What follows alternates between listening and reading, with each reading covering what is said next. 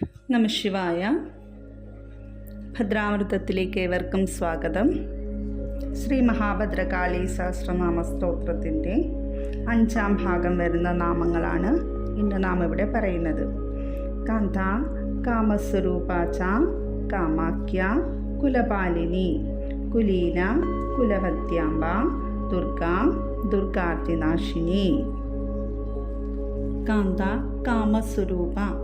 ദേവി പൂർണ്ണ സൗന്ദര്യത്തിൻ്റെ പ്രഭയായി വിളങ്ങുന്നു. എപ്പോഴാണോ തൻ്റെ ഭഗവാനോട് ആഗ്രഹമുണ്ടാവുന്നത്, കാന്തിയെഴുന്ന ദേവി കാമസ്വരൂപയായി മാറുന്നു. എല്ലാ സൗന്ദര്യ കലകളും അംഗോപാംഗം തികഞ്ഞിരിക്കുന്ന ദേവി സ്നേഹപാരവശ്യത്താൽ കാന്തയായും പരമേശ്വരനിൽ കാമസ്വരൂപയായും മാറുന്നു. കാമാക്യ, കുലപാലിനി. കാമമെന്ന നാമത്തോടു കൂടിയ ശക്തിയുടെ പൂർണ്ണ സ്വരൂപത്തെ കാമാക്യ എന്ന് വിളിക്കുന്നു. കാമരൂപപീഠം എന്ന പേരായ ആസാമിലെ ഗുവാഹത്തിയിലാണ് പ്രസിദ്ധമായ കാമാക്ഷ ക്ഷേത്രമുള്ളത്.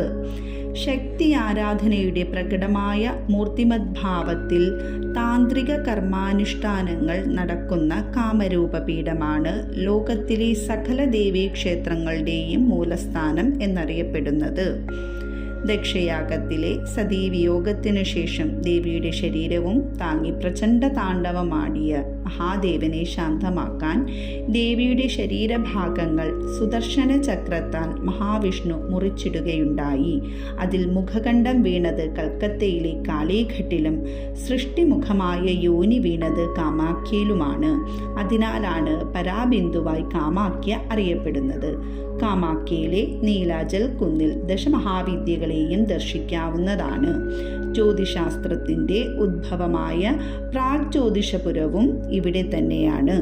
കാമാക്ഷ എന്നും കാമാക്യ എന്നും അറിയപ്പെടുന്ന ദേവി ത്രിപുര ഭൈരവി ഭാവത്തിലാണ് ശോഭിക്കുന്നത്. നിരവധി ശാക്തതന്ത്രങ്ങളുടെ ഉത്ഭവവും ഇവിടെ നിന്നാകുന്നു. പരാപ്രകൃതിയുടെ മൂലസംവിത് സ്വരൂപമായ ദേവിയുടെ കണ്ണുകൾ ബാലാർക്ക സദൃശ്യമാണ്. ആഗ്രഹിക്കുന്നതെല്ലാം ഇച്ഛമാത്രേണേ കരഗതമാകുന്നതിനാൽ സദാകാന്തയും കാമസ്വരൂപയുമായ ദേവി ശ്രേഷ്ഠമായ തൻ്റെ കുലത്തെ പരിപാലിച്ചുകൊണ്ട് കുലപാലിനി എന്ന നാമത്തെ വരിച്ചിരിക്കുന്നു.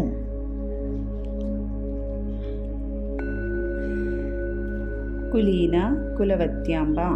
ശ്രേഷ്ഠമായ ഗുണങ്ങളെല്ലാം തികഞ്ഞിരിക്കുന്ന ദേവി സാധകതലത്തിൽ കുലീനമായ പദവിയെ അലങ്കരിച്ചിരിക്കുന്നു. കുലത്തെ സംബന്ധിച്ച് ശ്രേഷ്ഠമായതെല്ലാം നൽകുന്നവളും ആയുധിൻ്റെ എല്ലാ കലവറയും ആയിരിക്കുന്നവളാണ് കുലവത്യാംബ. ദുർഗ, ദുർഗാർത്തിനാശിനി.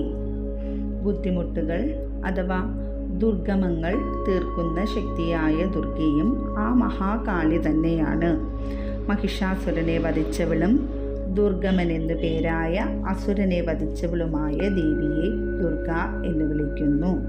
എല്ലാവിധ ബുദ്ധിമുട്ടുകളെയും ശമിപ്പിക്കുന്ന ദുർഗ എല്ലാവിധ ദൗർഗങ്ങളെയും നശിപ്പിക്കുന്നവളാകയാൽ ദുർഗാർത്തിനാശിനിയെന്നും വിളിക്കുന്നു. സതീദേവിയായും പത്മനാഭ സഹോദരിയായും ദുർഗയായും പാർവതിയായും അവതാരങ്ങളെടുത്ത് ലോകപരിപാലനം ചെയ്യുന്നത് അധ്യാശക്തിയായ മഹാകാലഹൃദയവാസിനിയാകുന്നു. ഓം നമഃ ശിവായ. നന്ദികേശ്വര പ്രണാമം. ഭഗവാൻ ശൂലപാണി.